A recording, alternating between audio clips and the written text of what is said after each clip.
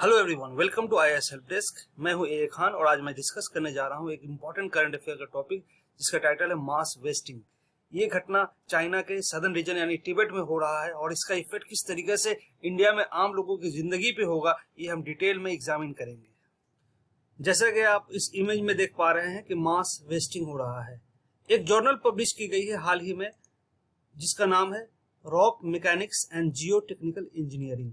इसने बताया है कि 2017 से 2017 से तिब्बत के संदकफू गली रीजन में मास वेस्टिंग हो रहा है और लगातार मास वेस्टिंग हो रहा है। इसके वजह से जो इंडिया का जो नॉर्थ ईस्टर्न स्टेट्स हैं और जो उसके रिवर सिस्टम है जो तिब्बत से इंडिया की तरफ आती है रिवर, उसमें बहुत बुरा असर हो रहा है। आगे हम डिस्कस करेंगे कि हो क्या रहा है इस रीजन में, तिब्बत के रीजन में, लेकिन उससे पहले हम देखते हैं कि मास वेस्टिंग क्या होता है। मास वेस्टिंग उसे कहते हैं कि जब सॉइल, रॉक, डेब्रिस जब पहाड़ों से नीचे की तरफ आती है, जैसा कि आप देख सकते हैं पहाड़ों से ये नीचे की तरफ सॉइल, रॉक, डेब्रिस जो आती हैं वो ग्रेविटी के मदद से आती हैं, ग्रेविटी के मदद से नीचे आती हैं। और इसमें जो प्रोसेसेस होते हैं वो होता है लैंडस्लाइड जो केरला में देखा गया था, रॉक फॉल, अवेलेंचेस जो बर्फ नीचे की तरफ आती हैं पहाड़ों से और ये डाउनवर्ड मूव करती हैं यानी ऊपर से नीचे की तरफ आती हैं। साथ में जो विंड और वाटर है इसका रोल नहीं होता, यहाँ पे मेजर रोल जो होता है ग्रेविटी का होता है। और ये कब होता है? ये तब होता है जब कोई अर्थक्वेक आए, बहुत हेवी रेनफॉल आए, जो कि केरला में अभी आया था, लैंड स्लाइड हुआ था, वोल्केनिक एक्टिविटीज हो, तब मास वेस्टिंग होता है उस रीजन में। अब हम देखते हैं कि इस जर्नल ने आखिर क्या क्या और बताया है मास वेस्टिंग के बारे में। इस जर्नल में ये बताया है कि सैटेलाइट से लिए गए डेटा के मुताबिक 1969 से 2023 तक 19 सिग्निफिकेंट मास वेस्टिंग हो चुके हैं, जिसमें ice rock avalanche, ice moraine avalanche, glacial debris flows ये हुआ है। और 68.4% जो इवेंट है वो बढ़ा है 2017 के बाद, यानी 2017 के बाद 68.4% मास वेस्टिंग इंक्रीज हुआ है इस रीजन में। 2017 से लेकर अभी तक 700 million cubic meter of debris have been mobilized within Sandakphu गली catchment. 700 million cubic meter of debris mobilize हुआ है इस रीजन में। और ये इसके वजह से जो डाउन स्ट्रीम रिवर सिस्टम है जो तिब्बत से इंडिया की तरफ आ रही है उस पर बहुत बैड इफेक्ट हो रहा है। मास वेस्टिंग कोई नया नहीं है, ये पहले भी हुआ है, 1974 से 75 तक हुआ है, लेकिन 1987 के बाद ये मास वेस्टिंग बहुत तेजी से इंक्रीज किया है इस रीजन में, संदकफू रीजन में। अब देखते हैं कि क्या कारण है ऐसे जिसके वजह से ये मास वेस्टिंग इस रीजन में हो रहा है। सबसे पहला रीजन है global warming. Long term warming की वजह से ये जो रीजन है वो वार्म कर रहा है, उसके वजह से ये मास वेस्टिंग इवेंट इंक्रीज हुआ है, फर्स्ट रीजन। सेकेंड रीजन है सिस्मिक एक्टिविटीज यहाँ पे इंक्रीज हुआ है, यानी अर्थक्वेक जैसे जो इवेंट्स हैं वो इस रीजन में बहुत इंक्रीज किया है। दो रीजन्स हैं बेसिकली, एक है वार्मिंग और दूसरा है सिस्मिक एक्टिविटी। अब हम वार्मिंग पे बात करते हैं। जो संदकफू बेसिन रीजन है वो प्रोटेरोजोइक मार्बल से बना हुआ है और यहाँ पे जनरली जो टेम्परेचर है -5 से -15 डिग्री सेल्सियस रहती है और 0 डिग्री सेल्सियस रेयरली पहुंचती थी 2012 से पहले तक। लेकिन रिसेंट जो डेटा है वो ये सजेस्ट करती है कि जो एवरेज जो टेम्परेचर है इस रीजन में वो इंक्रीज किया है। ये आप देख सकते हैं कि 0.34 डिग्री टू 0.36 डिग्री सेल्सियस 1981 से 2018 के बीच में टेम्परेचर इंक्रीज किया है। ये देखने में तो बहुत कम है लेकिन इसका इम्पैक्ट बहुत ज़्यादा है और ये इतना ज़्यादा है कि जो ग्लोबल एवरेज जो टेम्परेचर इंक्रीज कर रही है, जो ग्लोबली जो टेम्परेचर इंक्रीज कर रही है उससे कहीं ज़्यादा है। ये कहा जाता है ग्लोबली जो टेम्परेचर है वो इंक्रीज हो रही है 1.7 डिग्री सेल्सियस पर सेंचुरी, यानी एक सेंचुरी में 1.7 degree Celsius globally temperature increase कर रही है। लेकिन इस रीजन में इस इंक्रीज से कहीं ज़्यादा टेम्परेचर इंक्रीज कर रहा है संदकफू रीजन में। तो ये बेसिक्स रीजन्स है जिसके वजह से संदकफू रीजन में, जो तिब्बत का रीजन है, वहाँ पे मास वेस्टिंग बहुत तेजी से इंक्रीज किया है रिसेंट टाइम।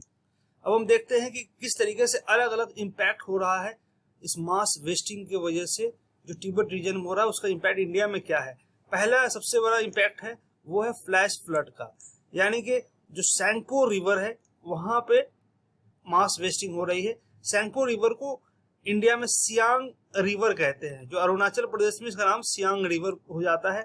तो जो डेब्रिस, जो पत्थर, जो सॉइल रिवर को ब्लॉक कर रही है, जब इंडिया में ये रिवर पहुंचती है उसमें अचानक पानी रिलीज होता है। पानी रिलीज के कारण फ्लैश फ्लड आता है डाउन स्ट्रीम रीजन में, जिसके कारण बहुत बड़ा नुकसान होता है।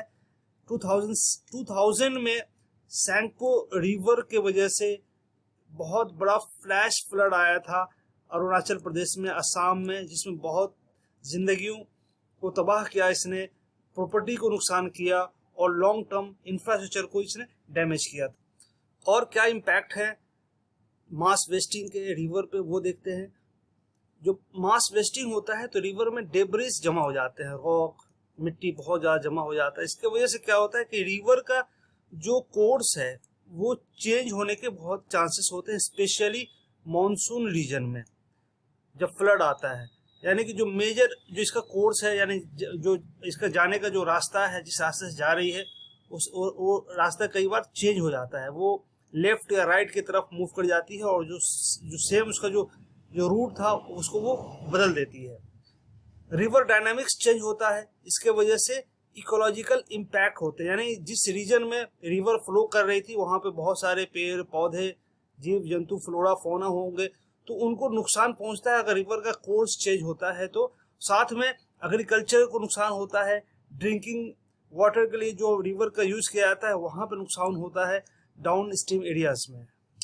मास वेस्टिंग का इंफ्रास्ट्रक्चर में भी बहुत बुरा असर पड़ता है, स्पेशली अरुणाचल प्रदेश रीजन में जहाँ पे वो रिवर मूव कर रही है। यहाँ पे हाइड्रो इलेक्ट्रिक प्रोजेक्ट बहुत सारे हैं, बहुत सारे डैम्स बने हुए हैं। जब रिवर का वाटर अचानक फ्लो में आता है तो उसमें लैंडस्लाइड के चांसेस बढ़ जाते हैं, सेडिमेंटेशन के चांसेस बढ़ जाते हैं और इंफ्रास्ट्रक्चर जैसे रोड, ब्रिज, कम्युनिकेशन नेटवर्क को बहुत बुरा नुकसान पहुंचता है मास वेस्टिंग से। मास वेस्टिंग का न सिर्फ इंफ्रास्ट्रक्चर बल्कि एग्रीकल्चर पे भी बहुत बुरा असर हो रहा है, स्पेशली अरुणाचल प्रदेश और असम वाले रीजन में। यहाँ पे लाइवलीहुड को नुकसान हो रहा है क्योंकि उनका जो फसल है वो नुकसान हो जा रहा है, क्रॉप लॉस, सॉइल इरोजन हो जा रहा है वहाँ पे।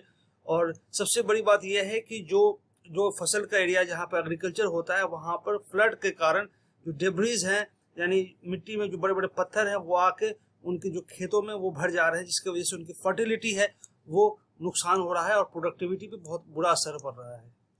मास वेस्टिंग का जो इफेक्ट है वो इकोलॉजी पे भी बहुत ज़्यादा देखा जा रहा है। जो नॉर्थ ईस्टर्न रीजन है वहाँ पे बायोडाइवर्सिटी बहुत ज़्यादा है, बहुत सारे नेशनल पार्क हैं, वहाँ पे जो इंडेंजर्ड स्पीशीज हैं उन पे नुकसान हो रहा है, जो एक्वेटिक लाइफ हैं वो तबाह हो रही हैं मास वेस्टिंग के कारण, और जो फॉरेस्ट है वो डिग्रेड कर रही है, फॉरेस्ट तबाह हो रहे हैं, जिसके कारण जो फॉरेस्ट की जो कैपेसिटी है कार्बन सिक्वेस्ट्रेशन का वो कम हो रहा है। तो हम देख सकते हैं कि मास वेस्टिंग का इकोलॉजिकल इम्पैक्ट भी बहुत ज़्यादा है। मास वेस्टिंग के कारण सोशो इकोनॉमिक कॉन्सिक्वेंसेस भी बहुत ज़्यादा हैं। सबसे पहला है कि जो कम्युनिटीज़ हैं वो डिस्प्लेस हो जा रही हैं, यानी कि जहाँ पे उनका रिहाइश था, जहाँ पे घर था, जहाँ पे वो पैदा हुए, बचपन गुजारे, और फ्लड के कारण उनको अपना घर बार छोड़कर दूसरी जगह शिफ्ट होना पड़ रहा है, जिसके वजह से उनका जो लाइवलीहुड है वो असर हो रहा है। कल्चरल जो हेरिटेज है उस पर नुकसान हो रहा है। सोशल कोहेशन है, आपस में मिलजुल कर रहते थे, उस पर उनका बुरा असर हो रहा है।